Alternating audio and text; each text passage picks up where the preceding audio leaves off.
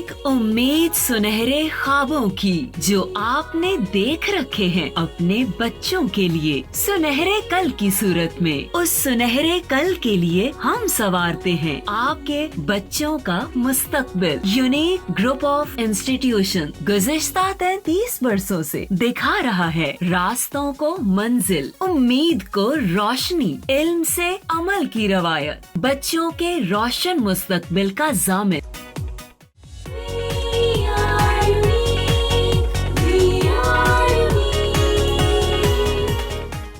बिस्मिल्लाहिर्रहमानिर्रहीम। अस्सलाम वालेकुम तमाम स्टूडेंट्स, मेरा नाम मोहम्मद तारिक है। तो आज हम लेक्चर नंबर 45 केमिस्ट्री का 10th क्लास का डिस्कस करेंगे। स्टूडेंट्स, आपको पता है कि हम ऑर्गेनिक कंपाउंड्स पढ़ रहे थे, क्योंकि ये हमारा चैप्टर नंबर 11 है और इसमें हम ऑर्गेनिक केमिस्ट्री से रिलेटेड जितनी भी चीज़ें हैं, जितने भी टॉपिक हैं छोटे छोटे, वो हम डिस्कस कर रहे हैं। तो स्टूडेंट्स, ये चैप्टर बहुत ही ईजी है। ज़्यादातर इसमें थ्योरी है, थ्योरेटिकल है, याद करने वाला है, और इसमें ज़्यादातर इम्पोर्टेंट शॉर्ट क्वेश्चंस होते हैं और ज़्यादातर इसकी एग्जांपल्स भी डेली लाइफ से रिलेटेड होती हैं। तो आई थिंक आपको बहुत अच्छा लग रहा होगा। बहुत इजी और इंटरेस्टिंग ये चैप्टर है, इसमें कोई परेशानी वाली बात नहीं है। ठीक है, तो हम चलते हैं ज़रा नेक्स्ट टॉपिक की तरफ। पेज नंबर टेक्स्ट बुक का 63 है, सबके पास होना चाहिए बेटा। आज इसमें से ज़्यादातर जो शॉर्ट क्वेश्चन बनते हैं ना, वो मैं साथ साथ आपको बनवाता जाऊँगा। पेज नंबर 63 पे देखें तो वहाँ पर टॉपिक है आज का हमारा इंटरेस्टिंग इन्फॉर्मेशन के नीचे पेट्रोलियम। इंटरेस्टिंग इन्फॉर्मेशन हम बाद में डिस्कस करेंगे। ठीक है, पेट्रोलियम के बारे में बेटे आपको पता है कि लास्ट टाइम हम कौन सी चीज़ डिस्कस कर रहे थे? हम ये डिस्कस कर रहे थे कि डेड प्लांट्स से हमें कौन कौन से ऑर्गेनिक कंपाउंड्स मिलते हैं। Dead plants are source of organic compounds. Number 1 coal, number 2 petroleum, number 3 natural gas. तो हमने कोल के बारे में तो डिटेल्स पढ़ ली थी। आज हम ज़रा पेट्रोलियम के बारे में डिस्कस करते हैं। बेटा व्हाट इज़ पेट्रोलियम? बेटा लास्ट टाइम मैंने डिस्कस किया था कि जब डेड प्लांट्स, ये भी कहाँ से आता है? डेड प्लांट्स से। Dead plants and dead animals, जब लिविंग ऑर्गेनिजम्स डेड हो जाते हैं, उसकी डिकम्पोजिशन होती है, तो उससे 3 चीज़ें बनती हैं। मैंने बताया था आपको कौन कौन सी? कोल, पेट्रोलियम एंड नेचुरल गैस। तो उनमें कोल तो डिस्कस कर लिया था, वो सॉलिड होता है। पेट्रोलियम क्या होता है बेटा आपको पता है? लिक्विड होता है। ये लिक्विड होता है बेटा। और ये पेट्रोलियम, जब भी पेट्रोलियम की बात की जाती है ना, आपके माइंड में बात आती है पेट्रोल की। आप कहते हैं कि पेट्रोलियम का मतलब सिर्फ पेट्रोल है। नहीं, ऐसा नहीं है बेटा। ये जो पेट्रोलियम का वर्ड है ना, एक्चुअली अगर आप देखें तो वैसे ये लास्ट चैप्टर में भी हम इसको डिटेल से पढ़ेंगे। ये 2 वर्ड्स हैं, एक पेट्रा, एक ओलियम। पेट्रा का मतलब होता है रॉक्स, पेट्रा मीन रॉक्स, और ओलियम मीन ऑयल, यानी रॉक ऑयल। पेट्रोलियम का मतलब होता है रॉक ऑयल। क्यों? जहाँ पे ऑयल हमें मिलता है, तो अगर आप वहाँ पर देखें, उसके ऊपर एक लेयर बनी होती है रॉक्स की। तो हम रॉक्स की ड्रिलिंग करके वहाँ से इसको एक्सट्रैक्ट करते हैं। खैर, ये लास्ट चैप्टर में पूरी डिटेल है, ज़्यादातर इसको हम वहाँ पे डिटेल के साथ डिस्कस करेंगे। यहाँ जस्ट उसकी डेफिनेशन बताई गई है। बेटा ये लिक्विड होता है, और ये भी जाहिर सी बात है लिक्विड तो है। इसमें क्या चीज़ें होती हैं? इसमें भी हाइड्रोकार्बन्स होते हैं। ये भी हाइड्रोकार्बन्स हैं, इसमें हाइड्रोकार्बन होते हैं। और ये मिक्सचर होता है बहुत सारी चीज़ों का। ये मिक्सचर है। पेट्रोलियम का कोई डेफिनेट फार्मूला नहीं है, ये मिक्सचर होता है। क्यों? ये ऐसा हाइड्रोकार्बन है, आपको पता है। इसका कलर भी यहाँ पर बताया गया है। इसका कलर क्या होता है बेटा लिक्विड का? Dark brownish. इसका कलर होता है डार्क ब्राउनिश और ग्रीनिश ब्लैक। ये बेटा डिपेंड करता है सोर्स पे। कहीं पर इसका कलर डार्क ब्राउन होता है, कहीं पर इसका कलर ग्रीनिश ब्लैक होता है। ठीक है, तो ये उसका कलर होता है किसका? पेट्रोलियम का। ये वो लिक्विड है जो कि हमें कहाँ से मिलता है? बीनीथ द अर्थ सरफेस, जहाँ हम रॉक्स से ड्रिल करके, रॉक्स की ड्रिलिंग करके इसको हम एक्सट्रैक्ट करते हैं। ये ओवरऑल जो टर्म हमें मिलती है ना, जो ज़मीन से हम ऑयल निकालते हैं, उसका नाम पेट्रोलियम है। इसमें बहुत ज़्यादा इम्प्योरिटीज़ भी होती हैं। जब हम इसको वहाँ से एक्सट्रैक्ट करते हैं, इसमें सोइल के पार्टिकल्स होते हैं, क्योंकि ये मिक्सचर है ना, तो तब इसके अंदर सोइल के पार्टिकल्स होते हैं। इसमें वाटर की भी कुछ क्वांटिटी शामिल होती है, ठीक है। इसके अलावा इसमें सॉलिड भी बहुत किस्म की चीज़ें होती हैं, यानी लाइक कोल टाइप, इसमें छोटे छोटे आप समझ लें कि कुछ स्टोन्स टाइप, रॉक्स के कुछ पार्टिकल शामिल होते हैं, यानी कि इम्प्योरिटीज़ के तौर पे सॉलिड होते हैं। इसके अलावा लिक्विड भी कुछ चीज़ें शामिल होती हैं, जैसे वाटर मैंने भी डिस्कस किया, और कुछ गैशियस प्रोडक्ट भी यानी गैशियस इम्प्योरिटीज़ भी इसमें कुछ शामिल होती हैं। यानी गैस, सॉलिड, लिक्विड, ये तमाम के तमाम चीज़ें थोड़ी थोड़ी मिकदार में इसके अंदर एज आ इम्प्योरिटी मौजूद होती हैं। ये खुद तो लिक्विड है, इसके अंदर बाकी भी सोइल, वाटर, ये सारी चीज़ें, और कुछ salts in the form of minerals, कुछ मिनरल्स भी जाहिर सी बात है इसमें शामिल होते हैं, ठीक है। यानी वाटर के अंदर जो जो मिनरल्स शामिल होते हैं ना, तो वो इसके अंदर भी शामिल होते हैं। मीन ये मिक्सचर है। ये जो ऑयल हमें वहाँ से मिलता है ना, कुछ इम्प्योरिटीज़ को हम अलग कर लेते हैं, जो मेन इम्प्योरिटीज़ हैं, लाइक वाटर है उसको अलग कर लिया, सॉलिड पार्टिकल्स को अलग कर लिया, सिर्फ और सिर्फ ऑयल को अलग कर लेना, और बाकी जो इम्प्योरिटीज़ शामिल थी उसको अलग कर लेना, तो उससे हमें जो चीज़ मिलती है ना, that is called crude oil. अब उसको क्रूड ऑयल बोलते हैं, यानी पेट्रोलियम का जो हमें ऑयल मिला। पेट्रोलियम ओवरऑल बात थी, ओवरऑल टर्म थी। पेट्रोलियम का मतलब जो चीज़ हमने ज़मीन से एक्सट्रैक्ट की वो सारी पेट्रोलियम थी, रॉक्स की ड्रिलिंग करके जो निकाली। अब क्या करना है, अब उसमें से जो मेन इम्प्योरिटीज़ हैं, मेन आइटम्स हैं, सॉलिड पार्टिकल्स हैं, सोइल पार्टिकल्स हैं, वाटर है, इनको अलग करके सिर्फ ऑयल को अलग कर लेना। जब ऑयल अलग हो जाएगा उसका नाम क्या होगा, क्रूड ऑयल। अब ऑयल अलग हो गया, सारी इम्प्योरिटीज़ अलग हो गई। है तो ये भी मिक्सचर, इसमें भी बहुत से डिफरेंट हाइड्रोकार्बन्स हैं, उनका मिक्सचर है। अच्छा, तो क्या करेंगे, इस क्रूड ऑयल की डिस्टिलेशन करेंगे, जिसको हम बोलते हैं फ्रैक्शनल डिस्टिलेशन। ये लास्ट टाइम भी मैंने डिस्कस किया था। क्या होता है बेटा, फ्रैक्शनल डिस्टिलेशन, उसको डिस्टिल करेंगे। अब फ्रैक्शनल डिस्टिलेशन किस बेस पे की जाती है स्टूडेंट्स, आपको बेहतर पता है, मैंने बताया था, on the basis of boiling point, क्योंकि ये लिक्विड है। अब आप क्या करेंगे, क्रूड ऑयल को लेकर, इस क्रूड ऑयल को लेकर इसको बॉइलिंग पॉइंट की बेस पे इसकी फ्रैक्शनल डिस्टिलेशन करेंगे। ये इसकी डिस्टिलेशन होगी, फ्रैक्शनल डिस्टिलेशन। इस फ्रैक्शनल डिस्टिलेशन से बहुत सी इंपॉर्टेंट चीज़ें मिलेंगी। इसकी फ्रैक्शनल डिस्टिलेशन से आपको इंपॉर्टेंट प्रोडक्ट्स मिलते हैं। कौन कौन से, अब इस क्रूड ऑयल की फ्रैक्शनल डिस्टिलेशन से ही आपको क्या मिलेगा, पेट्रोल मिलेगा। इसी से, यानी कि इसी सारी चीज़ें इसी से मिलेंगी। अब आपको इसी से अब आपको पेट्रोल मिलेगा, यानी पेट्रोल कहाँ से आया, क्रूड ऑयल से पेट्रोल मिलेगा, जिसको आप गैसोलीन भी कहते हैं। गैसोलीन याद रखिएगा, गैसोलीन और पेट्रोल एक ही बात है। इसके अलावा इसी से आपको बेटा कैरोसिन ऑयल मिलता है, कैरोसिन ऑयल। इसी से आपको डीजल ऑयल मिलता है, और भी फ्यूल ऑयल भी होता है। इसके अलावा और भी बेटा इसमें चीज़ें होती हैं हमारे पास।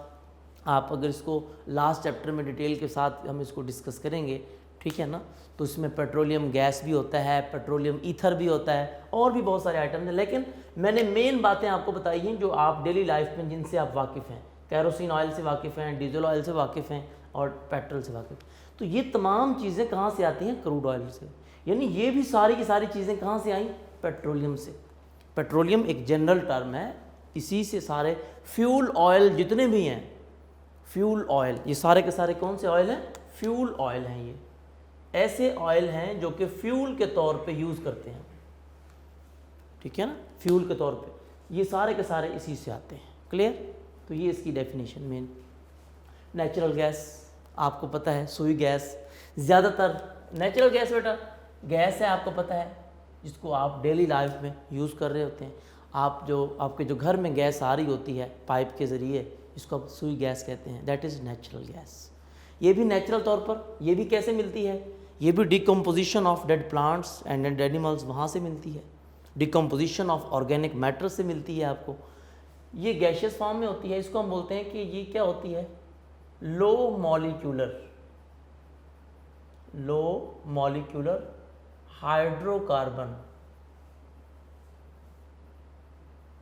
ये लो मॉलिक्यूलर हाइड्रोकार्बन होते हैं इसमें, और इसमें मैक्सिमम जो क्वांटिटी होती है ना, वैसे तो ये मिक्सचर होती है बेटा, ये भी क्या है, मिक्सचर है। किसका? इसमें बहुत सारी चीज़ें होती हैं, यानी कि बता रहा हूँ मैं कौन कौन सी। मीथेन, मीथेन गैस भी होती है, ईथेन, प्रोपेन, आपने ये सारी चीज़ें पहले पढ़ी हुई है ना, methane, ethane, propane and butane, और ब्यूटेन भी इसमें शामिल होता है। यानी ये इन 4 चीज़ों का, इन 4 चीज़ों का मिक्सचर होता है। यानी नेचुरल गैस में ये सारी गैसेस जो हैं शामिल होती हैं, ये भी सारी गैसेस हैं। क्लियर? अब इनमें ज़्यादातर जो पार्ट होता है ना, वो किसका होता है, जो मेन रोल होता है वो किसका होता है, मीथेन का। 85% गैस जो है ना वो मीथेन होती है। इसीलिए हम आमतौर पर मीथेन का फार्मूला लिख देते हैं, हम कहते हैं सुई गैस का मतलब क्या है, मीथेन गैस, CH4 हम लिख देते हैं, दिस इज मीथेन गैस। ठीक है, ये भी मिक्सचर है। अब क्या करते हैं, नेचुरल गैस आपको पता है, आप डेली लाइफ में कहाँ यूज़ करते हैं, फ्यूल के तौर पे, ये तो आपको पता है। इसको कहाँ यूज़ करते हैं हम, फ्यूल के तौर पे। ये भी डोमेस्टिक फ्यूल, हर घर में तकरीबन यूज़ हो रही होती है बेटा, डोमेस्टिक फ्यूल है ये किस्म का। उसके बाद आपने देखा होगा इसी से ही एक चीज़ बनती है, that is CNG gas. CNG, सी से कंप्रेस्ड नेचुरल गैस, वो तो सिर्फ नेचुरल गैस है ना, इसी को कंप्रेस करके क्या बनाते हैं, CNG, कंप्रेस्ड नेचुरल गैस। वो जो कहाँ यूज़ होती है आमतौर पर, CNG आपको पता है ऑटोमोबाइल इंजन्स में या ऑटोमोबाइल्स में। ठीक है, आपने देखा होगा आमतौर पर गाड़ियों में भी आजकल CNG गैस, चाहे वो पब्लिक ट्रांसपोर्ट है उसमें भी कुछ ट्रांसपोर्ट ऐसी हैं जो कि CNG गैस यूज़ कर रही हैं आजकल। अदरवाइज़ आप लोग खुद आपके घर गाड़ियों में सफ़र करते हैं, देखते हैं गाड़ियाँ आमतौर पर जो है आप CNG पे कराई होती हैं। ठीक है, क्योंकि सस्ती पड़ती है। तो ये तो कहने का मतलब ऑटोमोबाइल इंजन में भी, यानी फ्यूल के तौर पर इसका मेन रोल क्या है, फ्यूल। और इंडस्ट्रीज़ में भी, सिर्फ डोमेस्टिक नहीं, ऑटोमोबाइल्स नहीं, इसके अलावा फ्यूल, इसका ताल्लुक़ किसके साथ है, इंडस्ट्रीज़ के साथ। बहुत सारी इंडस्ट्रीज़ भी ऐसी हैं जो कि किस पे चल रही हैं, मीथेन नेचुरल गैस से चल रही हैं। ठीक है, अच्छा, इससे अलावा इसको बर्न करने से ना आपको 2 इम्पॉर्टेंट चीज़ें मिलती हैं जो कि मैं आप डिस्कस करने लगा हूँ। अगर आप इस मीथेन गैस को बर्न करें, किसको, CH4 को, ये CH4 मीथेन है। अब अगर आप इसको बर्न करें, इसको बर्न करने से 2 चीज़ें मिलेंगी। कौन कौन सी, देखो, एक तो कार्बन मिलेगा आपको।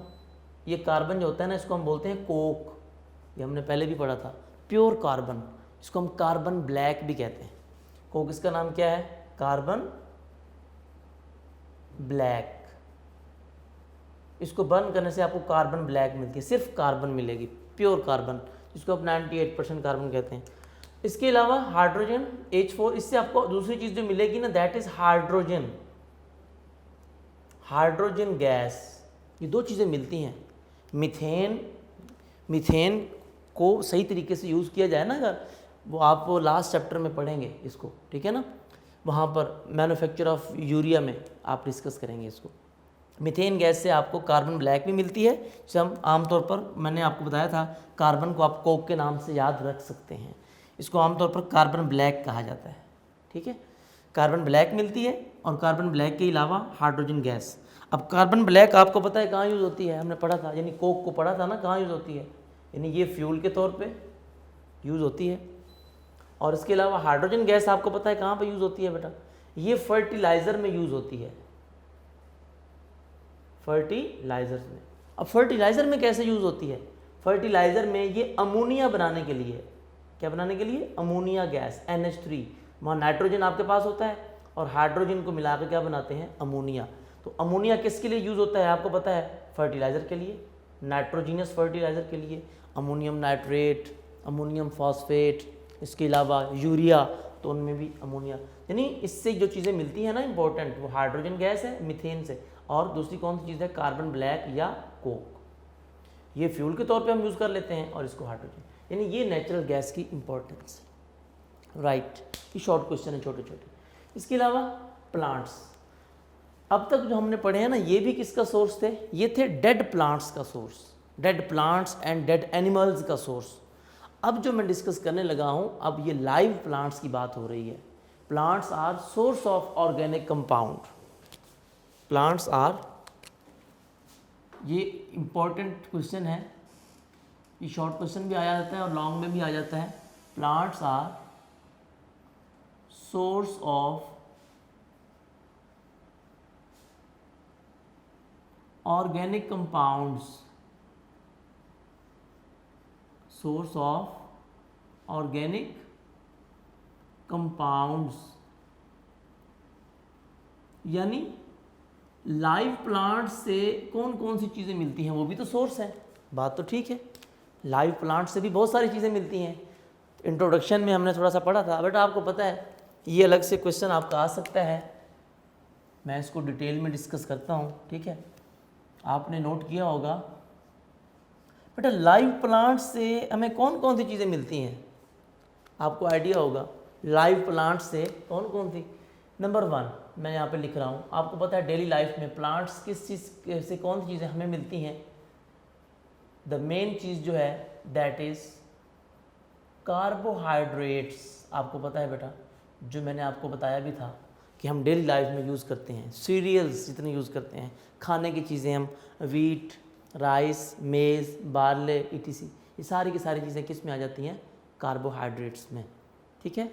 अच्छा, इसके अलावा अभी मैं नाम बता रहा हूँ आपको। नंबर 2, कार्बोहाइड्रेट्स के अलावा बेटा आपको पता है इससे हमें क्या मिलता है? प्रोटीन्स मिलती हैं हमें इससे। नंबर 3 हमें क्या मिलते हैं बेटा इससे? आपको पता है ऑयल्स, प्लांट्स के सीड्स में क्या होते हैं? ऑयल्स, वो भी मिलते हैं। नंबर 4 आपको पता है इससे हमें क्या मिलते हैं? वाइटामिन्स, फ्रूट्स वगैरह में, ठीक है। तो ये सारी चीज़ें, इसके अलावा भी कुछ चीज़ें ऐसी हैं जो कि मेडिसिन्स के तौर पे यूज़ होती हैं। ऐसे ऐसे प्लांट्स अल्लाह ताला ने बना दिए, ऐसे ऐसे हर्ब्स अल्लाह ताला ने बना दिए जो कि किसके तौर पे यूज़ होते हैं? यानी आप समझ लें मेडिसिन्स के तौर पे, मेडिसिन्स के तौर पे, या और उससे डिफरेंट रॉ मटेरियल के तौर पे जिनको हम आमतौर पर यूज़ करते हैं। अच्छा, इसके बाद वाइटामिन्स, मेडिसिन्स, ये सारी चीज़ें इसमें आ गई, यानी मेन चीज़ें ये थी।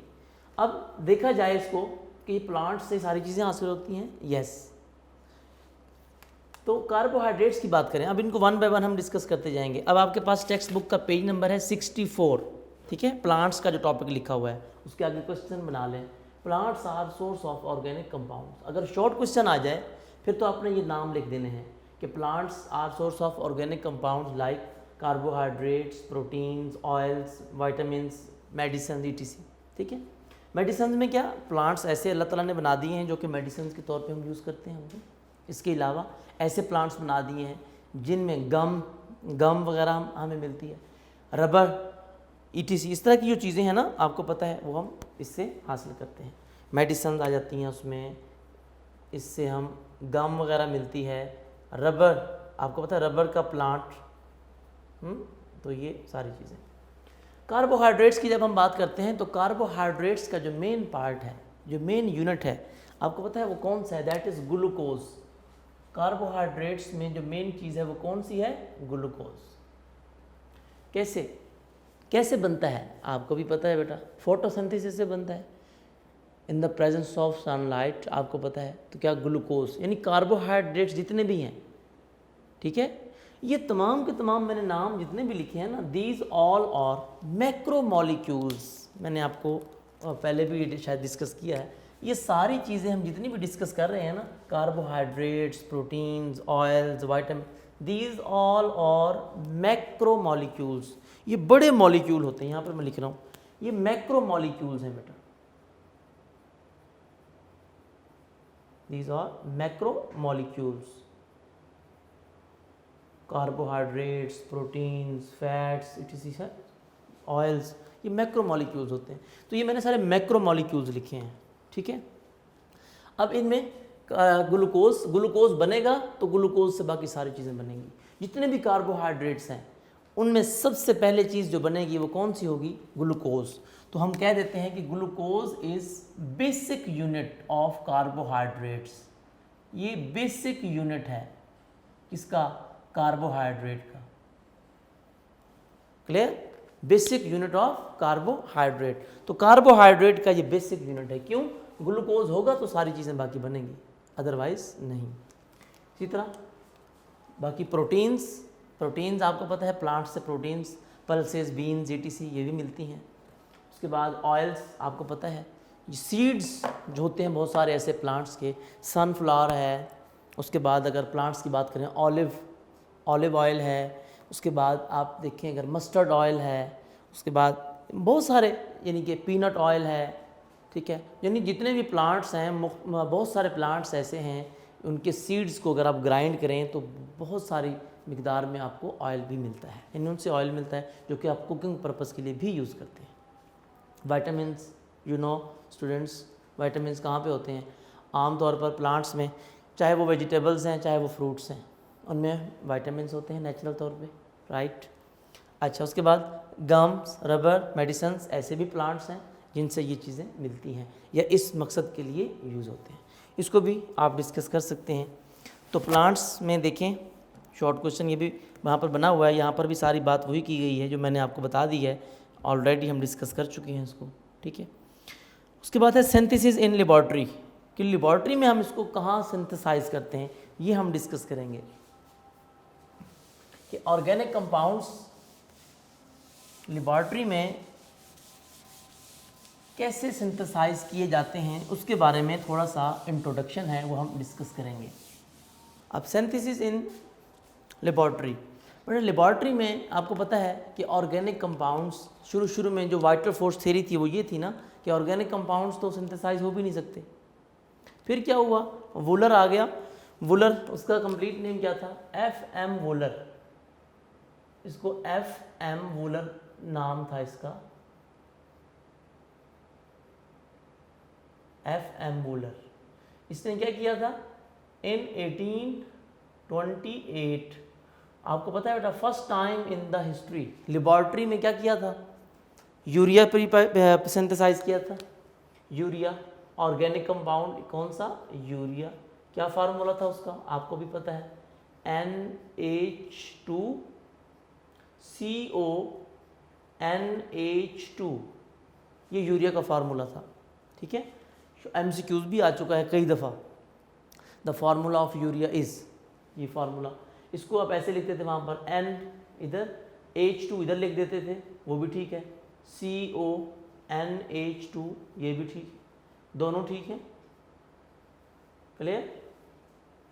तो first time in the history laboratory में यूरिया बना था। उसके बाद रिसर्च शुरू हो गई, तमाम लोगों ने उस पर काम करना शुरू कर दिया। अब तक आपको पता है कितने, बहुत ज़्यादा ऑर्गेनिक कंपाउंड बन चुके हैं, मोर देन 10 मिलियन। ये बताना था कि सिर्फ नेचुरल नहीं है, बताने का मकसद ये है, नेचुरल सोर्सेज पढ़ लिए हमने, प्लांट्स में से और डेड प्लांट्स में से और dead plants and dead animals में से। उसके अलावा लेबॉर्ट्री में भी अब क्या है, मोर देन 10 मिलियन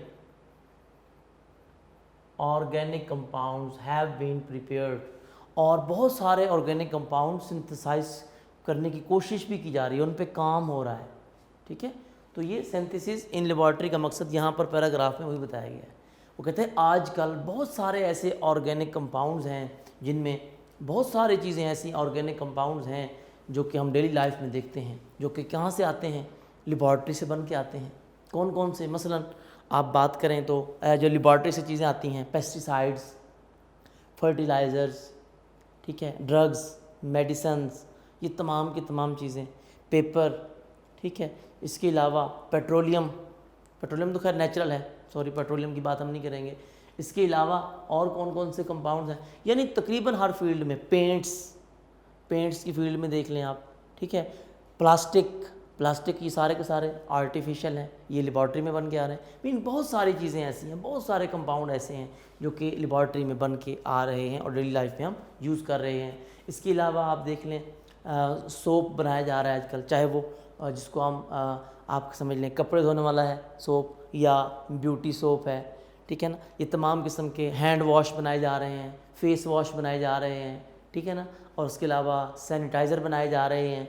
ये तमाम की तमाम चीज़ें ऑर्गेनिक हैं। क्या है? ऑर्गेनिक। और ऑर्गेनिक कंपाउंड्स और लेबॉर्ट्री में बनाए जा रहे हैं, लेबॉर्ट्री में बन रहे हैं। ठीक है, तो आप कह सकते हैं इनको। तो तमाम के तमाम soap, detergents, pesticides, insecticides, drugs, medicine, plastic, paper, ठीक है, इसके अलावा और भी बहुत सारी चीज़ें हैं जो कि मतलब कमर्शियल स्केल पे लेबॉर्ट्रीज़ में, इंडस्ट्रीज़ में बनाई जा रही हैं। तो ये थे। उसके बाद है uses of organic compounds. Main topic हमारा आ गया। ये छोटी छोटी बातें थी बेटा, ये इसमें कोई मुश्किल बात नहीं थी। ये जस्ट मैंने आपको बताया है कि ये चीज़ें हैं समझने वाली।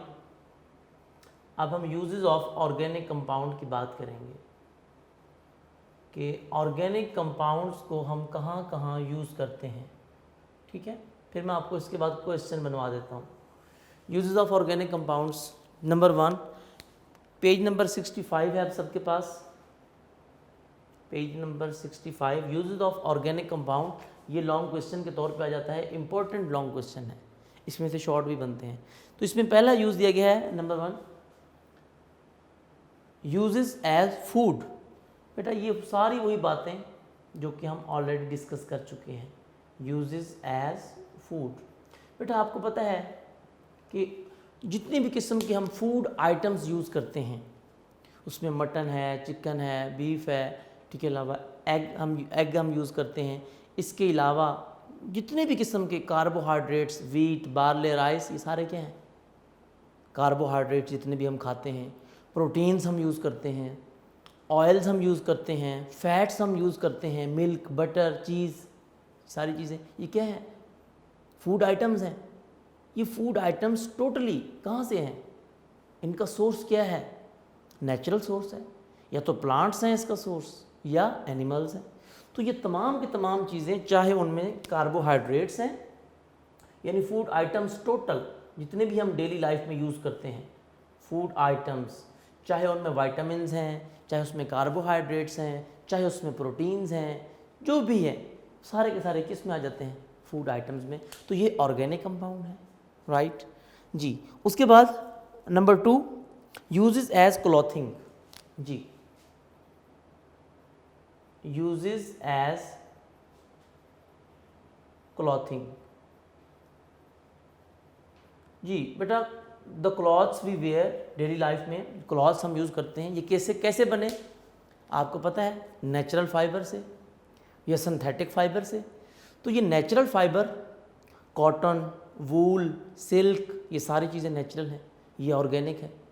आजकल तो आर्टिफिशियल सिंथेटिक फाइबर बनाया जा रहा है, पोलिस्टर उसकी एग्जांपल ले लें आप, नायलॉन, ठीक है। उसके बाद और भी बहुत सारे नाम हैं, डेक्रॉन, एक्रिलिक। ये रबर और प्लास्टिक की टाइप्स हैं। ये रबर और प्लास्टिक मटेरियल इनसे बनते हैं, उसकी क्वालिटी बनती है इससे, क्लियर। तो वो तमाम की तमाम चीज़ें किस में आ जाती हैं? वो कहता है कि ये क्लॉथिंग का जितना भी मटेरियल है वो इसी में आ जाता है। इसके अलावा अगर हम बात करें, हम बैग्स यूज़ करते हैं, हम शूज़ का इस्तेमाल करते हैं, क्लियर।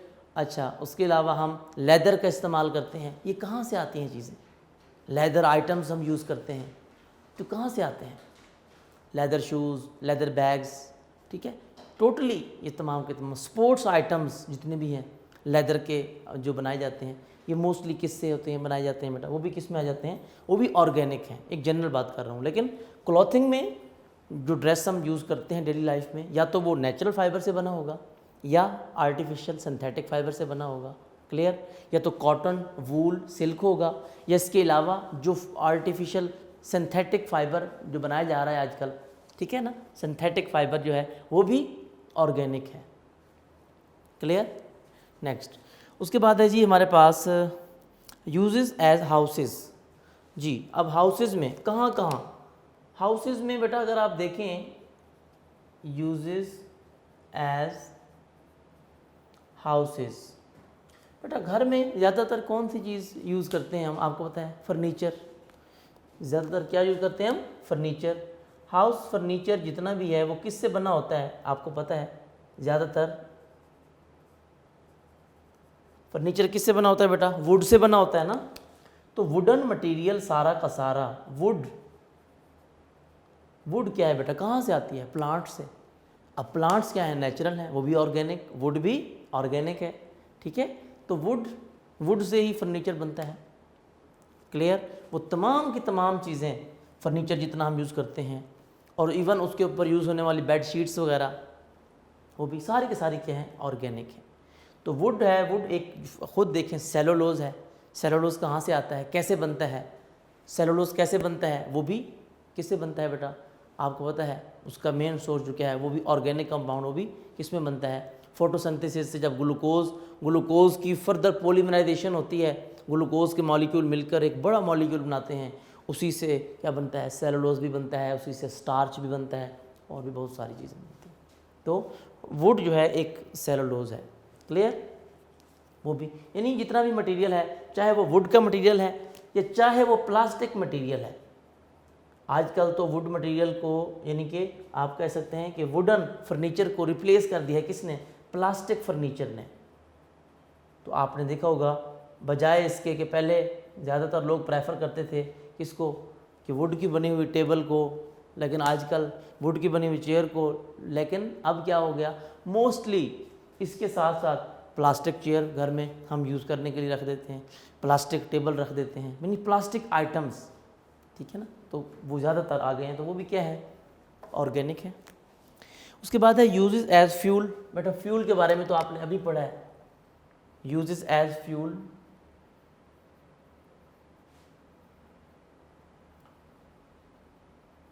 फ्यूल बेटा, फ्यूल कौन से, इन फ्यूल को जो हम यूज़ करते हैं आमतौर पर, मैं इसको ये वर्ड बोलता हूँ fossil fuel. Fossil fuel, fossil fuel कौन कौन से हैं, अभी हमने थोड़ी देर पहले भी डिस्कस किया है। फॉसिल फ्यूल में मेन चीज़ें बेटा जो आती हैं, that is coal, number 2 petroleum, number 3 natural gas. बेटा ये आपको पता है, कोल सॉलिड है, पेट्रोलियम लिक्विड है और नेचुरल गैस वो पहले लिखा हुआ गैस है। तो ये तमाम के तमाम क्या है, ये फॉसिल फ्यूल है, ये फॉसिल्स है ना, तो इनको हम फ्यूल के तौर पे यूज़ करते हैं, तो इनको नाम रख दिया फॉसिल फ्यूल का। तो ये क्या है बेटा, सारे के सारे हम डेली लाइफ में यूज़ करते हैं, आपको पता है ये सारे हाइड्रोकार्बन है ना, ये सारे क्या है, हाइड्रोकार्बन हैं, ये सारे के सारे क्या हैं, हाइड्रोकार्बन्स हैं। तो हाइड्रोकार्बन्स हैं तो इसका मतलब क्या हुआ कि ये ऑर्गेनिक है फ्यूल के तौर पे, डोमेस्टिक फ्यूल के तौर पे। उसके अलावा आप अगर इसके अलावा बात करें तो और कहाँ पे यूज़ करते हैं इसको, हाइड्रोकार्बन्स को, ऑटोमोबाइल इंजन में, इंडस्ट्रीज़ में, तो ये सारे के सारे फ्यूल के तौर पे यूज़ हो रहे हैं भाई, ये भी वहाँ पे यूज़ हो गए। उसके अलावा यूजेस एज मेडिसन्स, बेटा मेडिसन्स में भी यूज़ हो रहे हैं आजकल, अभी हम थोड़ी देर पहले डिस्कस कर रहे थे। Number 5 uses as medicines, medicines में भी यूज़ हो रहे हैं। पहली बात तो ये है कि ऐसे ऐसे प्लांट्स हैं अल्लाह ताला ने बना दिए हैं, मतलब ऐसे ऐसे हर्ब्स बना दी, जड़ी बूटियाँ बना दी, जिससे क्या हो सकता है, ट्रीटमेंट किया जा सकता है, मेडिसन के तौर पर उनको हम यूज़ कर सकते हैं। इसके अलावा बहुत सारे जो लेबॉर्ट्री में भी इवन चीज़ें बनाई जा रही हैं, उनमें ज़्यादातर मतलब ड्रग्स में, मेडिसन में जो top of the list organic cheese use हो रही है, that is alcohol. Alcohol use हो रही है बेटा। तो अल्कोहल क्या है, वो भी ऑर्गेनिक है, उसी से बहुत सारी चीज़ें बन रही हैं मेडिसन में। एंटीबायोटिक्स बन रही हैं, एंटीबायोटिक्स की बात करें हम, एंटीबायोटिक्स सारी की सारी मेडिसन में इनका मेन रोल होता है, वो भी ऑर्गेनिक है, क्लियर। तो यानी मेडिसन्स में बहुत सारी चीज़ें ऐसी हैं जो कि यूज़ की जा रही हैं ड्रग्स और मेडिसन्स के तौर पर, एंटीबायोटिक्स के तौर पर, वो भी ऑर्गेनिक है। उसके बाद लास्ट में आता है जी number 6 uses as raw material.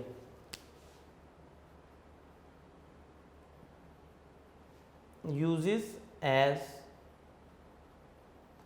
Raw material, बेटा रॉ मटेरियल का मतलब यानी कोई मेन आइटम आपने बनाना है, लेकिन उससे पहले यानी उसमें आपको ऑर्गेनिक कंपाउंड की ज़रूरत पेश आती है।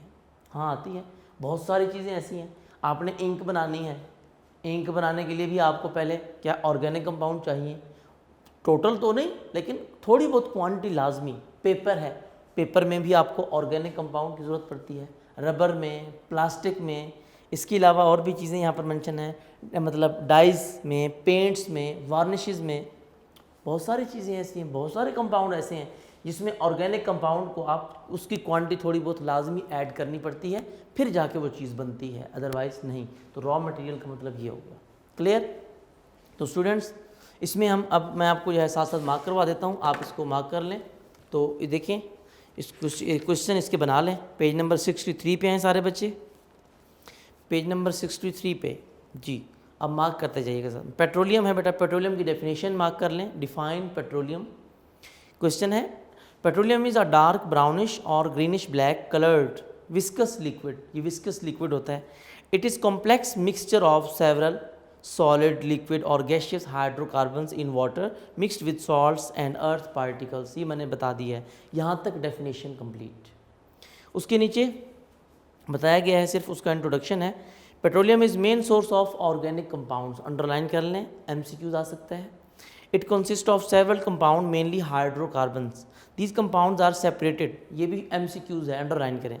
These compounds are separated by fractional distillation, underline करें, ये MCQs है। सेपरेशन ऑफ फ्रैक्शंस और components depending upon their boiling point range. किस बेस पे करते हैं? बॉइलिंग पॉइंट, ये MCQs आ सकता है। These fractions and their uses are provided in table 16.1 chapter number 16, वो मैंने बता दिया है, वहाँ डिस्कस करेंगे। Each fraction is not single compound, rather each of it consists different organic compound। ये करने की ज़रूरत नहीं है। नेचुरल गैस, अब इसका भी शॉर्ट क्वेश्चन है, मार्क कर लें। It is a mixture of low molecular mass hydrocarbon, यहाँ से डेफिनेशन है। The main component about 85% is methane.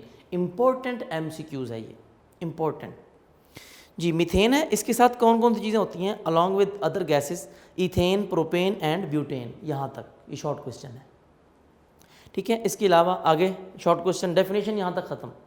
आगे, it's origin is similar to that coal and petroleum, ये तो बता दिया उसने। Therefore it is found with their deposits as shown in fig. अब आगे यूजेस ऑफ नेचुरल गैस, ये लिख लें। इंपॉर्टेंस ऑफ नेचुरल गैस या uses of natural gas. Importance short question बना लें, ये शॉर्ट क्वेश्चन आ सकता है कि write importance of natural gas, कि नेचुरल गैस की क्या इंपॉर्टेंस है, या उसके यूजेस, हेडिंग बना लें, यूजेस क्या हैं इसके। ये यूजेस में देखिए अगर आप, तो क्या है बेटा, number 1, natural gas is used as fuel in homes as well as in industries, पहला यूज़ ये था। आगे number 2, it is used as fuel in automobiles as compressed natural gas, CNG। Number 3, natural gas is also use to make carbon black, बता दिया मैंने, and fertiliser, मैंने detail बता दी इसकी। उससे नीचे आ जाए प्लांट्स। प्लांट्स क्या है बेटा? Plants are source of organic compounds, ये क्वेश्चन बना लें जी। अब आगे, living plant synthesize macro molecules, कौन कौन से? शॉर्ट क्वेश्चन आ जाए तो ये लिखेंगे। Carbohydrates, number 2 proteins, number 3 oils, number 4 vitamins, ये 4 बातें जी। अब उसके नीचे हेडिंग बना लें कार्बोहाइड्रेट्स की, नंबर 1। अब कार्बोहाइड्रेट्स को हम जो है डिस्कस करें।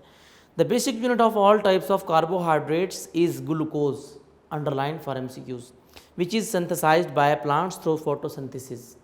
ग्लूकोज फर्दर पोलीमराइजेस, पोलीमराइज का मतलब है ग्लूकोज के मॉलिक्यूल मिलते हैं और एक बड़ा मॉलिक्यूल बनाते हैं, उसको बोलते हैं पोलीमराइजेशन। पोली मीन मैनी, मराइज मीन मर्ज होना, छोटे छोटे मॉलिक्यूल मिलकर एक बड़ा मॉलिक्यूल बनाना। टू फॉर्म सक्रोज, सक्रोज भी ग्लूकोज से बनता है बेटा, ठीक है। अच्छा, उसके बाद स्टार्च एंड सेलुलोज, ये सारी चीज़ें कार्बोहाइड्रेट्स में आती हैं। नंबर 2 नीचे बना ले हेडिंग प्रोटीन्स, ये दूसरा पैराग्राफ प्रोटीन्स का है, ठीक है। पल्सेस, बीन्स, ये उसके बाद proteins are prepared by fixation of nitrogen by bacteria found on the roots of plants, यहाँ तक। Number 3 oils, oils are found in the seeds of plants. Number 3 oils, heading बना लें।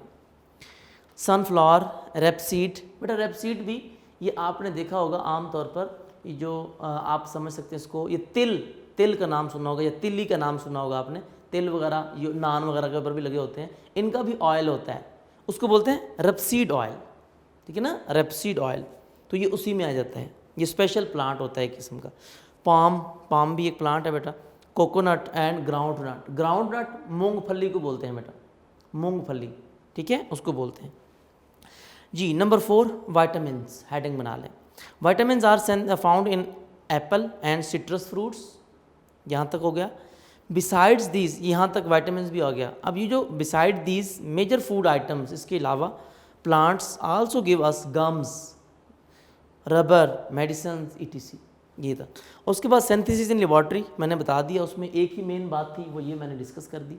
और कौन कौन सी चीज़ें कहाँ कहाँ बनाई जा रही हैं वो पेज नंबर 65 पे देखें लिखी हुई हैं, जहाँ पर लिखा हुआ है they are present in drugs, medicine, flavours and fragrances, plastics and paints, synthetic fibre and rubber, cosmetics, toiletries.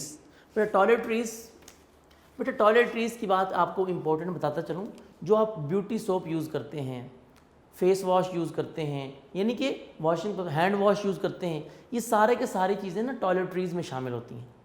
इनको आपने सम टाइम कोई ऐसा शायद सोप देखा हो, ब्यूटी सोप, सम टाइम उसके ऊपर लिखा भी होता है टॉयलेट सोप, ठीक है। तो टॉयलेट सोप का मतलब वो नहीं कि जो आप टॉयलेट समझ रहे होते हैं, टॉयलेटरीज यहाँ पर का मतलब वही है, ब्यूटी सोप वगैरह सारी चीज़ें, वॉशिंग वाली जो जितनी चीज़ें हम यूज़ करते हैं वो इसी में आ जाती हैं।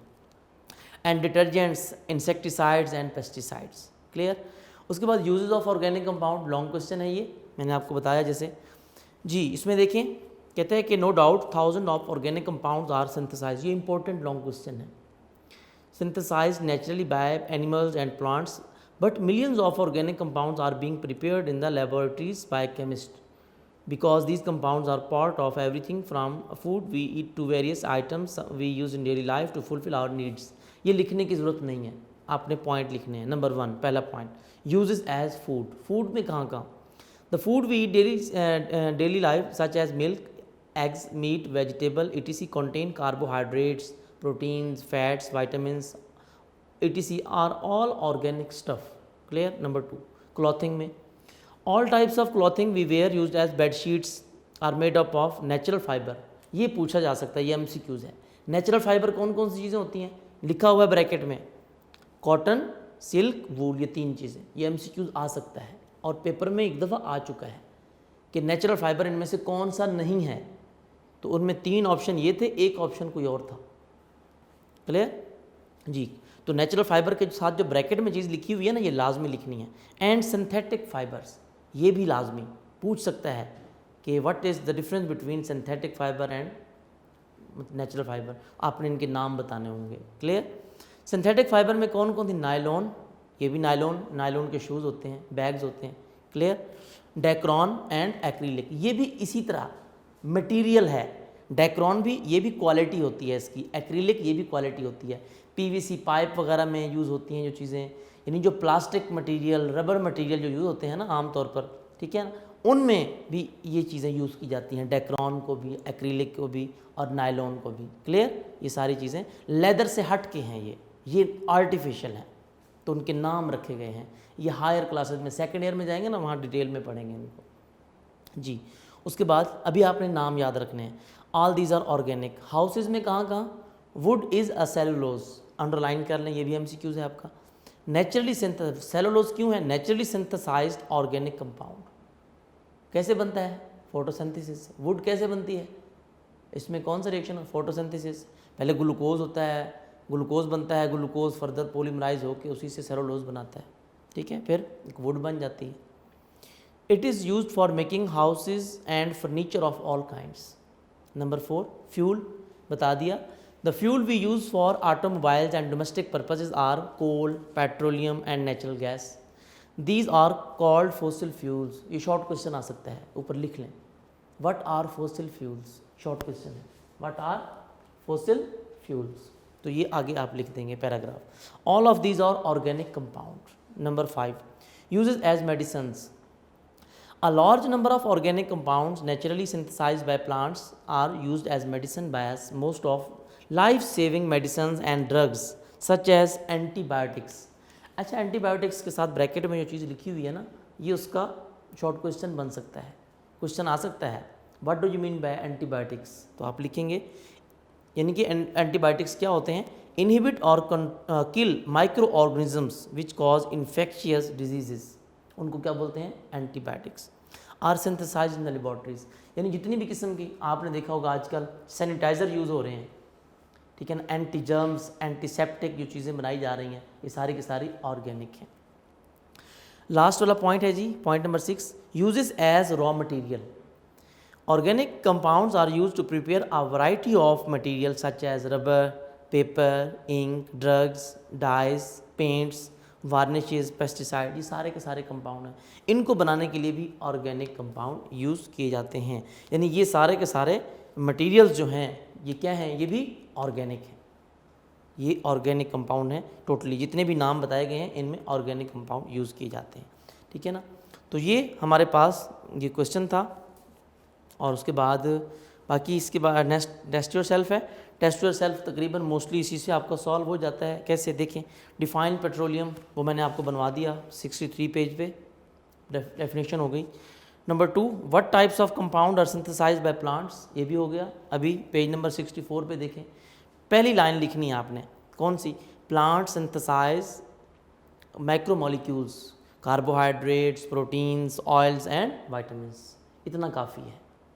Next, what is the basic unit of carbohydrates and how it is synthesized. जी तो बेटा आपने ये जो मैंने आपको बताया है ना, प्लांट्स का जो दूसरा पैराग्राफ है नंबर 1, जो मैंने आपको हेडिंग बनवाई है कौन सी, कार्बोहाइड्रेट्स की, ये सारा पैराग्राफ आपने करना है सेलुलोज तक। The basic unit of all types of carbohydrates is glucose, यहाँ से लेकर सेलुलोज तक करना है। ठीक है। नेक्स्ट, CNG स्टैंड्स फॉर, आपको पता है, पेज नंबर 64 पे लिखा हुआ है, देखें ऊपर वाला पैराग्राफ की second last line, compressed natural gas, बस ये बताना है। Over existence of two organic compounds comment, ये आपने सोचना है। ठीक है, कि इसका आंसर क्या होना चाहिए कि जो ऑर्गेनिक हमारी जो एग्जिस्टेंस है वो ऑर्गेनिक कंपाउंड्स हैं, हम खुद भी ऑर्गेनिक कंपाउंड्स हैं, प्लांट्स, एनिमल्स, इसके बारे में आपने सोचना है कि कैसे है, क्या कमेंट आप देंगे इसके बारे में। लेकिन फिर भी मैं आपको जो है मतलब नेक्स्ट लेक्चर में हम इसको डिस्कस करेंगे कि इसका आंसर प्रॉपर क्या है, वो मैं आपको लिखवाऊंगा। लेकिन आपने इसको सर्च करना है पहले, ये आपका होमवर्क समझ लें। इंशाल्लाह कल मैं आप डिस्कस करूँगा और इसको तैयार कीजिएगा। अपना बहुत सारा ख्याल रखिएगा। अल्लाह हाफिज़।